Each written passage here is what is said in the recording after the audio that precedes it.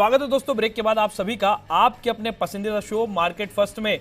दोस्तों मार्केट से जुड़ी हुई हर हलचल को हम आपके बीच लेकर के आते हैं हर शनिवार और रविवार को, क्योंकि बाजार से जुड़ी हुई हर हलचल से जुड़ा रहना इसलिए जरूरी है क्योंकि आपकी आवश्यकताएं जो है वो अब बाजार पर निर्भर है। और शिक्षा की बात करें तो शिक्षा जगत का एक बड़ा बाजार राजस्थान के अंदर खड़ा हो चुका है। ऐसे में इस बाजार के अंदर कौन सा कोचिंग इंस्टीट्यूट आपके लिए सही है और कहां आपको रखनी है सावधानी, यही बात करने के लिए, यही बताने के लिए आज हम मार्केट फर्स्ट में बात कर रहे हैं एजुकेशन सेक्टर की।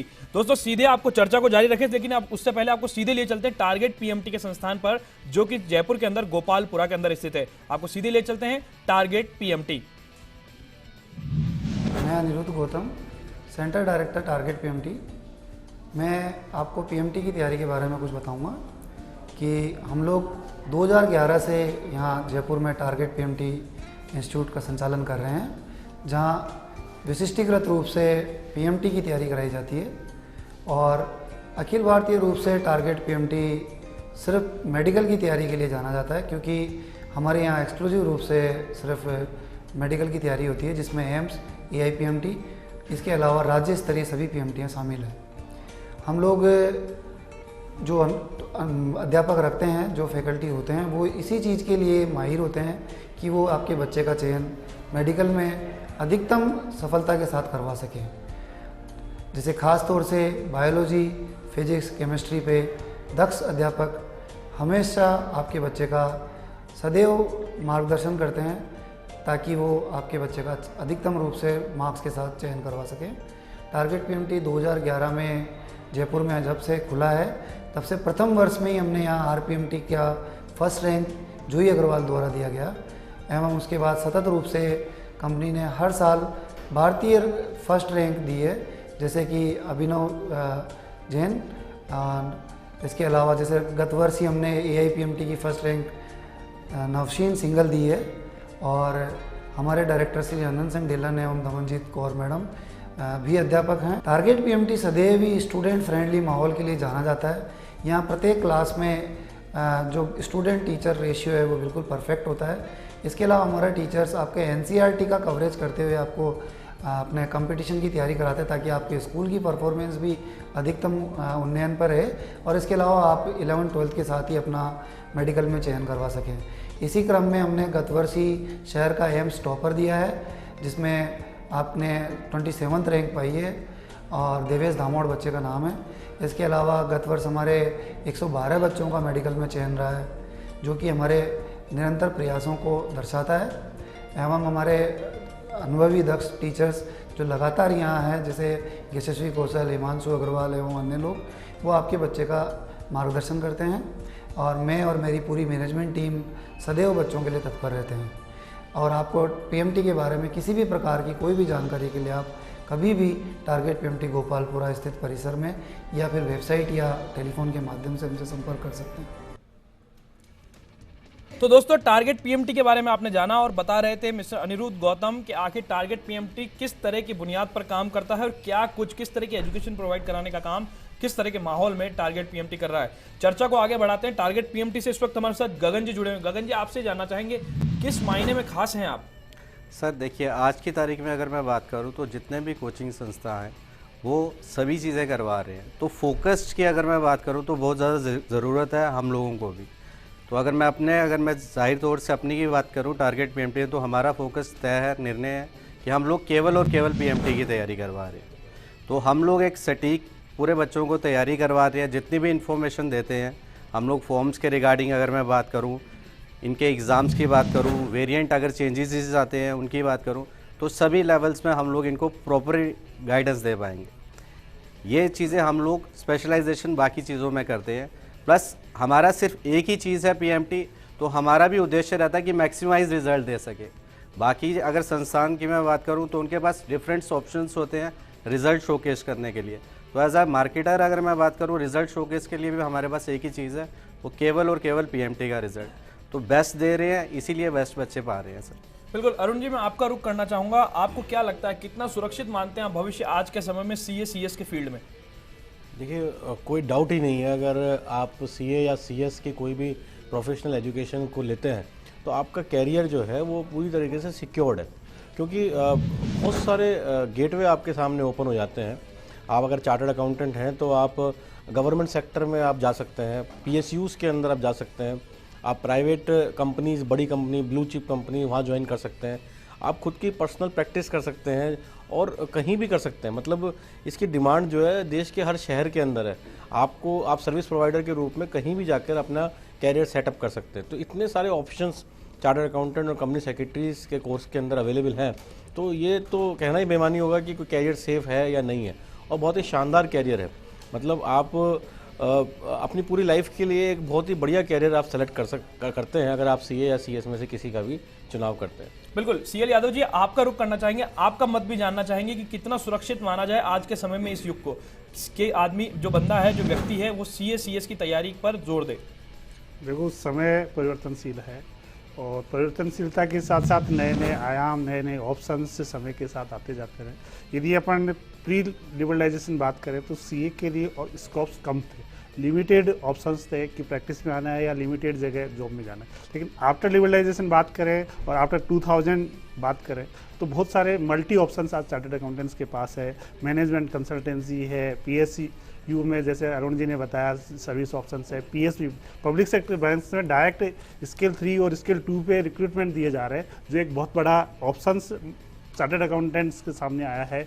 इसके अलावा world wide Indian chartered accountants की जो डिमांड उभर करके आई है, वो एक हमारे इंस्टीट्यूट का एक सराहनीय कदम है कि जिसने कोर्स करिकुलम को इतना इफेक्टिव बनाया, इतना अपडेटेड बनाया कि आज वर्ल्ड में यदि चार्टर्ड अकाउंटेंट्स की डिमांड आती है तो सबसे पहले इंडियन चार्टर्ड अकाउंटेंट्स को जाना जाता है। मैं एक छोटा सा एग्जांपल आपके साथ शेयर करना चाहता हूँ कि 2008 में England and Wales chartered accountant institute के द्वारा Indian institute of chartered accountants का एक एमओयू हुआ और उसमें ये डिसाइड हुआ कि यदि Indian chartered accountant England and Wales में यदि प्रैक्टिस करना चाहता है या वहाँ पे सर्विस करना चाहता है तो इंडियन चार्टर्ड अकाउंटेंट को सिंगल पेपर पास आउट करना पड़ेगा जो वहाँ का एक जनरल टैक्सेशन का है।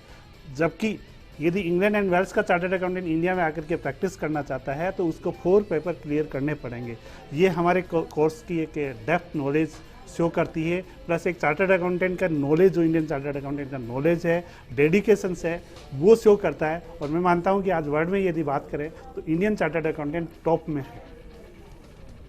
बिल्कुल। गगन जी, मैं आपसे जानना चाहूंगा, सीएसीएस पे तो हमने बात की कितना यहाँ पर सुरक्षित है भविष्य, अगर पीएमटी, क्योंकि मेडिकल का क्षेत्र है, चैलेंजेस बढ़ चुके हैं, कंपटीशन बड़ा हार्ड हो चुका है, तो ऐसे में कितना सुरक्षित है आज के समय में पीएमटी की तैयारी करना और मेडिकल का फील्ड चुनना?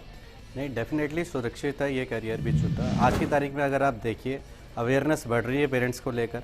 पहले जहाँ पर बायो के लिमिटेड स्टूडेंट्स ही सिलेक्शन लेते थे, आज आप देखिए बायो की क्लास में ऑलमोस्ट 300, 400 स्टूडेंट स्कूल्स में ही एडमिशन ले रहे हैं बायो में। तो ऑब्वियस सी बात है, अवेयरनेस बढ़ रही है। आज की तारीख में अगर मैं बात करूं, गवर्नमेंट भी अवेयर हो रही है बीमारियों को लेकर, पॉपुलेशंस को लेकर।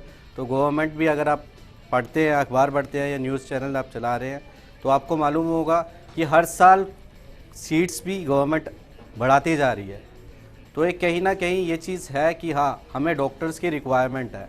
आज की तारीख में डेफिनेटली पेरेंट्स अवेयर है, स्टूडेंट्स अवेयर है, इसको लेकर काफ़ी सारे करियर ऑप्शंस और भी है अदर देन एमबीएस बीएस से अगर मैं बात करूँ। बिल्कुल। अरुण जी, आपके पास मैं आना चाहूँगा, आपका रुख मैं करना चाहूँगा। अरुण जी, ये बताएं कि आज भी ग्रामीण क्षेत्र के अंदर जो बच्चे होते हैं या जो बालिकाएं होती है, खासतौर पर बालिका शिक्षा पर सरकार भी जोर दे रही है। आप और हमारे जैसे जो लोग होते हैं वो एक मंच पर आकर के बोलते भी हैं कि बालिका शिक्षा को बढ़ाया जाए और घर से बेटी को पढ़ने के लिए भेजा जाए, लेकिन आज भी जो हालात हैं वो कुछ और तस्वीर को बयां करते हैं। आप क्या यहाँ से सलाह देना चाहेंगे इस मंच के माध्यम से कि बच्चे, जो परिवार के जो लोग हैं, जो ग्रामीण क्षेत्र के जो लोग हैं, अपनी बेटियों को पढ़ने के लिए शहर भेजें या अच्छे विद्यालय में, अच्छे कोचिंग में दाखिला दिलाएं? देखिए, इस बारे में तो कोई शक ही नहीं है कि अगर हम ये बोलें कि बालिका शिक्षा के ऊपर जोर दिया जाए, चाहे वो ग्रामीण क्षेत्र की बालिकाएं हैं चाहे शहरी क्षेत्र की बालिकाएं हैं, तो पेरेंट्स को इस बारे में अवेयर करने की ज़रूरत है। सबसे इम्पॉर्टेंट चीज़ ये है कि हमें ये समझना पड़ेगा कि वो रूरल बैकग्राउंड का पेरेंट है या अर्बन बैकग्राउंड का पेरेंट है, तो वो अपनी बच्ची को एजुकेशन क्यों नहीं दिलवाना चाहता, उसके डर क्या क्या है। हमें उसकी साइकोलॉजी को समझना पड़ेगा कि वो उसके डर क्या है।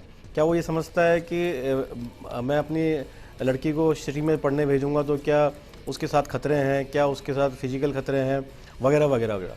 तो जो भी उसके डर है उसकी साइकोलॉजी को समझना पड़ेगा और उस पेरेंट की काउंसलिंग सबसे पहले ज़रूरी है। तो उसको पेरेंट को काउंसल करना होगा कि भाई उस तरीके के डर जो पहले की सोसाइटी में थे वो अब नहीं है। उसको समझाना पड़ेगा कि अब सोसाइटी में सिटी के अंदर बहुत बेटर पुलिसिंग हो गई है। पुलिसिंग के साथ साथ में जो पत्रकारिता का क्षेत्र है वो बहुत विकसित हो चुका है। तो अब किसी के साथ में किसी तरह के खतरे नहीं है जो उस पेरेंट्स को बाध्य करते थे कि वो अपनी बच्ची को आगे एजुकेशन देने से रोके। दूसरा, सोसाइटी भी अब बदल रही है। अब आगे आने वाले टाइम के अंदर उनको ये भी समझाने की ज़रूरत है कि लड़के और लड़की के अंदर कोई भेद नहीं है। लड़की खुद पढ़ी लिखी होगी तभी वो सोसाइटी के अंदर, फैमिली के अंदर आगे अपनी फैमिली को आगे लेके जाएगी। पहले की तरह उसको घर नहीं रहना, उसकी अपनी आकांक्षाएं बदल चुकी हैं, उसको आगे बढ़ने की इच्छा बहुत ज़्यादा हो गई है। आप अगर अपनी बच्ची को पढ़ाने से वंचित रखेंगे तो हो सकता है वो अभी आपके दबाव के अंदर ये बात को एक्सेप्ट कर जाए, लेकिन वो बाद में अपनी सारी ज़िंदगी भर यही सोचती रहेगी कि मुझे पढ़ने के मौके नहीं मिले। तो पेरेंट्स को काउंसिल करने की बहुत ज़्यादा ज़रूरत है और उसकी पढ़ाई की उपयोगिता उस बच्ची के विकास में और वो आगे जाके अपनी फैमिली को संभालने में कितनी हो सकती है ये उसको समझाना पड़ेगा। तब वो अपने आप समझ जाएगा, उसके बाद में विश्वास के साथ वो आगे भेज पाएगा। बिल्कुल यादव जी, मैं आपका रुख करना चाहूंगा। सीएल यादव जी, आमतौर पर ये देखने को मिलता है, बच्चा कहता है कि मैंने पढ़ाई तो बहुत की लेकिन मेरा जब रिजल्ट आया तो मेरे नंबर पता नहीं क्यों कम हो गए। क्या पता ये है कि कहीं ना कहीं मेरे साथ भेदभाव किया गया। क्या कहना चाहेंगे आप, जब बच्चा मेहनत खूब करता है, नंबर कम आते, कहाँ कमी रह जाती है? आखिर परिश्रम के साथ साथ गाइडेंस की जरूरत होती है। देखो बादल साहब, बहुत सारी चीज़ें हैं जो रिजल्ट से मार्क्स को डिसाइड करती है। आज का जो सीनेरियो चल रहा है कि मार्क्स ज़्यादा आ रहे हैं, कम आ रहे हैं, तो उसमें सबसे बड़ा जो मैं फील कर रहा हूँ, जो हमारे प्रोफेसर में जो देखने को, कि स्टूडेंट की राइटिंग हैबिट्स नहीं है और उसके कारण से उनके पास एग्ज़ाम में जो टाइम है, लिमिटेड टाइम है, 2 घंटे का, 3 घंटे का, या और डेस्क्रिप्टिव क्वेश्चंस है और प्रोफेशनल एग्ज़ाम है। ये तो है नहीं कि 10+2 की एग्ज़ाम है या और दूसरी एग्ज़ाम्स है कि जहाँ पे कम मार्क्स से भी आपका काम चल जाएगा, या वहाँ पे लेवल ऑफ स्टूडेंट डिफरेंट है। यहाँ पे प्रोफेशनल कोर्सेज में सारे स्टूडेंट इंटेलिजेंट है, सारे मेहनती है, सारे लेबोरियस है, सारे डेडिकेटेड है। अब आप में बेस्ट में से बेस्ट करना है, बेस्ट में से बेस्ट अचीव करना है, तो उसके लिए आपको मेहनत भी ज़्यादा करनी पड़ेगी, अच्छे मार्क्स भी लाने पड़ेंगे। लेकिन यहाँ प्रॉब्लम जो मार्क्स कम आने का 2-3 इश्यूज़ है। पहला इश्यू है कि स्टूडेंट की राइटिंग हैबिट्स नहीं आने के कारण से वो पूरा पेपर अटेम्प्ट नहीं कर पाते। वो सोचते हैं कि 3 घंटे में मैं। दूसरा, उनका जो रीज़न होता है कम मार्क्स आने का, उनका जो वे ऑफ अटेम्प्टिंग है वो थोड़ा सा कहीं ना कहीं डिफेक्टिव है। वो क्वेश्चन को समझ नहीं पाते, उसका प्रॉपर आंसर नहीं दे पाते, तो उसके कारण से कहीं ना कहीं उनको कम मार्क्स मिलते हैं। तीसरा एक चीज़ और है कि उनमें मेहनत नहीं होती है। आजकल जो अरुण जी ने बोला कि रटने की हैबिट्स ज़्यादा डेवलप हो रही है, उनको एनालिसिस करने की हैबिट्स नहीं है और उनको स्पून फीडिंग्स की हैबिट भी धीरे धीरे जो जनरेशन आ रही है उनमें आ रही है। आज जैसे कि कोचिंग की बात करें, दो एक्सपर्ट कोचिंग से फील्ड से है, लेकिन आज एक कोचिंग उनके लिए अभिशाप भी बनता जा रहा है क्योंकि वो अपने इंटेलेक्चुअल माइंड को अप्लाई नहीं कर रहे। पहले स्टूडेंट अपने इंटेलेक्चुअल माइंड को अप्लाई करता था और उसके कारण से कहीं ना कहीं उसमें कंपटीशन डेवलप होता था। कंपटीशन डेवलप होने के कारण से वो अच्छा परफॉर्म भी करता था।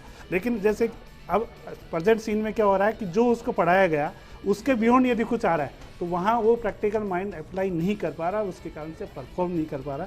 तो स्टूडेंट्स को अपन को कोचिंग के लिए मोटिवेट करना है, कोचिंग के लिए उनके लिए ऑप्शंस है, लेकिन उसके साथ साथ उनको सेल्फ स्टडी के ऊपर फोकस करना पड़ेगा। एनालिटिकल माइंड के साथ उनको स्टडी करनी पड़ेगी, प्रेजेंट सिनेरियो में उनको जीना पड़ेगा, तभी वो अच्छा परफॉर्म कर पाएंगे, अच्छे मार्क्स दे पाएंगे। और जिनके मार्क्स कमज़ोर हो रहे हैं इसका मतलब वो स्पून फीडिंग में ज़्यादा विश्वास कर रहे हैं, ज़्यादा डिपेंडेंट है, न कि सेल्फ डेडिकेशन और हार्डशिप के साथ वर्क कर रहे हैं। बिल्कुल दोस्तों, एजुकेशन सेक्टर से जुड़े हुए आज के शो में फिलहाल वक्त एक ब्रेक का। ब्रेक के बाद वापस लौटेंगे और बातचीत को जारी रखेंगे कि आखिर एजुकेशन सेक्टर के अंदर क्या कुछ कमियां हैं जिन्हें दूर करने की जरूरत है और क्या कुछ है आपके लिए खास। फिलहाल एक छोटा सा ब्रेक।